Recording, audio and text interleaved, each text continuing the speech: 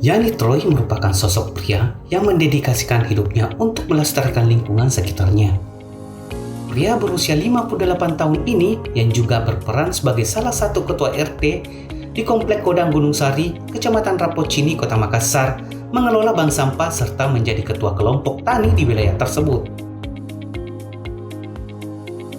Sehari-harinya, Yani menghabiskan waktunya untuk mengurus kebun seluas 500 meter persegi yang lokasinya tak jauh dari rumahnya.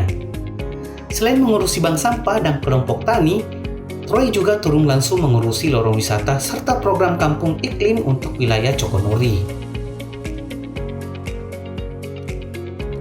Kesibukan saya saat ini yaitu kita ada 4 program yang kebetulan saya kelola, yaitu antara lain bank sampah, terus kedua kelompok tani, 3 ada lorong wisata, 4 proklim.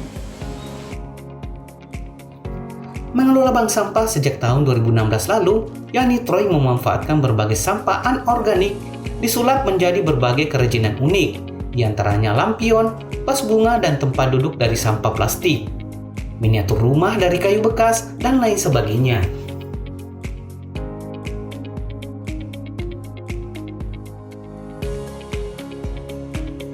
Biasanya saat membuat kerajinan dari sampah ini, Yani Troy ditemani istri dan anaknya. Yani mengatakan, sebelum mengelola bank sampah dari 2016 lalu, ia sudah lebih dulu suka membuat berbagai kerajinan dari berbagai bahan bekas. Keterampilan yang ia miliki saat ini hingga bisa membuat beragam jenis kerajinan. Selain ia peroleh secara otodidak dengan melihat jenis-jenis kerajinan pada saat ia mengikuti pameran, tak sedikit ia belajar melalui jejaringan internet.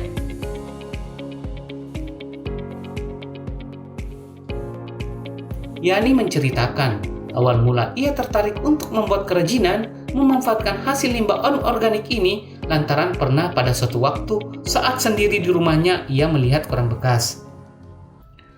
Dari situlah muncul idenya untuk membuat sebuah bingkai foto. Setelah selesai, bingkai foto dari koran tersebut ternyata diminati oleh orang lain. Dari sanalah ia terus berkreasi membuat beragam jenis kerajinan di mana hasil kerajinan tersebut ia jual ke orang-orang.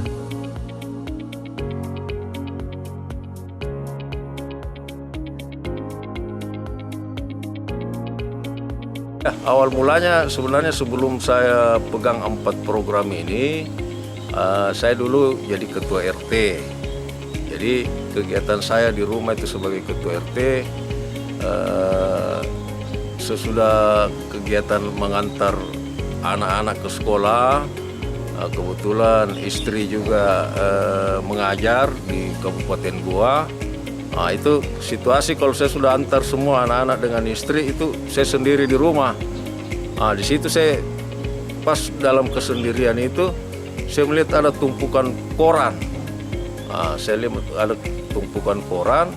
Di situ saya berpikir, saya coba-coba memanfaatkan ini koran, bagaimana bisa jadi satu kerajinan. Jadi itu hari saya buat bingkai foto, nanti ada kita lihat contohnya bingkai foto yang kita buat dari koran awalnya itu.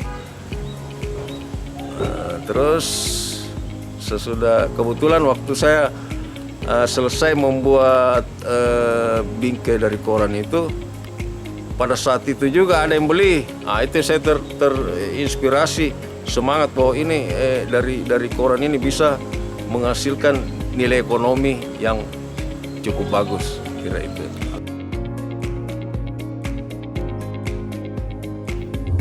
Sampai hari ini, sampah menjadi salah satu masalah serius yang harus diatasi, khususnya di kota-kota besar. Banyak bencana yang ditimbulkan akibat pembuangan sampah sembarangan, misalnya banjir. Mengurusi sampah tentu tak semudah yang dibayangkan. Apalagi di usia Yani Troy yang hampir menginjak kepala 6. Yani menceritakan, awal mengurusi sampah di rumahnya, ia tak mendapat dukungan dari keluarga, utamanya sang istri dan anak-anaknya. Yani mengatakan, anak dan istrinya awalnya sangat malu. Apalagi pada saat ada tamu yang datang, sementara banyak tumpukan sampah yang ada di rumahnya. Namun Yani mengaku ia tak putus asa. Ia mencoba meyakinkan kepada anak istrinya bahwa sampah yang ia kelola dengan baik nantinya akan bernilai ekonomis.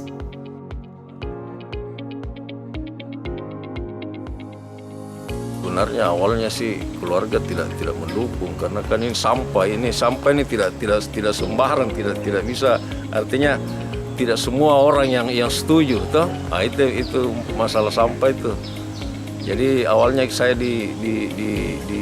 ditolak dengan keluarga, istri dengan anak. Jadi artinya kalau datang temannya, bapaknya, dah. Tapi itu saya tidak putus asa.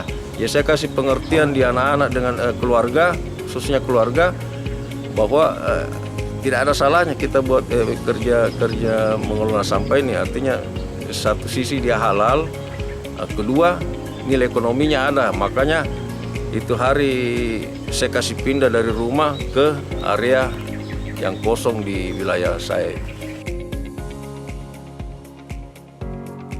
Semua sampah sebenarnya bisa dimanfaatkan, tergantung pada kreativitas yang dimiliki seseorang. Misalnya sampah organik cocok untuk pembuatan pupuk kompos yang baik untuk perkembangan tumbuhan dan kesuburan tanah. Tak hanya itu, sampah anorganik juga bisa didaur ulang menjadi peralatan yang mempunyai fungsi dan nilai jual tinggi. Misalnya plastik bisa didaur ulang menjadi peralatan atau mainan yang terbuat dari bahan dasar plastik. Sejauh ini, hasil kerajinan sampah anorganik yang dibuat oleh Yoni Troy telah banyak diminati dari luar, dari berbagai instansi kantoran, dan diantaranya dinas-dinas hingga sekolahan, baik yang membeli secara satuan dan juga yang memesan dalam jumlah banyak. Adapun harga kerajinan hasil dari sampah anorganik buatan Yoni Troy dijual paling murah Rp50.000 untuk jenis kerajinan dari limbah plastik. Sementara yang paling mahal bisa mencapai jutaan rupiah untuk jenis miniatur rumah adat yang memakai bahan kayu bekas.